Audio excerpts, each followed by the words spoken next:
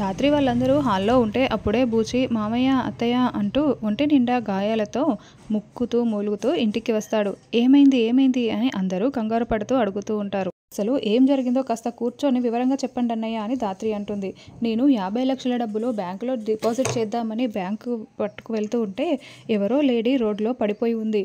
ఏమైందో అని నేను కారు ఆపి ఆవిడ దగ్గరికి వెళ్ళి చూస్తే ఈ లోపల చుట్టూ రౌడీలు చుట్టుముట్టేసి నన్ను కొట్టేసి కారులో ఉన్న డబ్బుల బ్యాగ్ని, నా ఒంటి మీద ఉన్న బంగారాన్ని మొత్తం కూడా తీసుకువెళ్ళిపోయారు. చూడండి నాకు గాయాలు ఎలా అయ్యాయో, ఇంత నొప్పిగా ఉందో అని బూజీ నటిస్తూ చెప్తూ ఉంటాడు.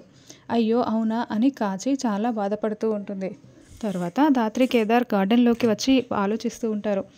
కన్ఫామ్గా అన్నయ్య అయితే అబద్ధమే చెప్తున్నాడు. డబ్బులైతే ఎవరో కొట్టేయలేదు అనిపిస్తోంది.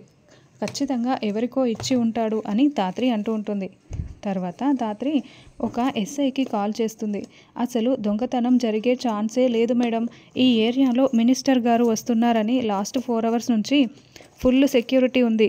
ఇక దొంగతనం ఎలా జరుగుతుంది మేడం, కాబట్టి ఛాన్సే లేదు అని ఎస్ఐ తేల్చి చెప్పేస్తాడు. ఇంత సెక్యూరిటీ ఉంటే కారు ఆపి కొట్టి దొంగతనం చేసేంత ధైర్యం ఎవరికి ఉంటుంది మేడం, చెప్పండి మేడం అని ఇన్స్పెక్టర్ చెప్పడంతో thank you so much sir information ఇచ్చినందుకు అని ధాత్రి ఫోన్ పెట్టేస్తుంది. ఖచ్చితంగా ఆ డబ్బు బావ ఎవరికో ఇచ్చాడు ధాత్రి అని ఎవరన్నది కనిపెట్టాలి అని కేదార్ అంటూ ఉంటాడు. ఇక ఆ రౌడీలు చిత్ర దగ్గర నిలబడి ఉంటారు. చిత్ర అంటే నీడని చూడగలరే కానీ పట్టుకోలేరు, నన్ను ఎప్పటికీ పట్టుకోలేరు అని చిత్ర అనుకుంటూ చాలా సంతోషపడుతూ ఉంటుంది.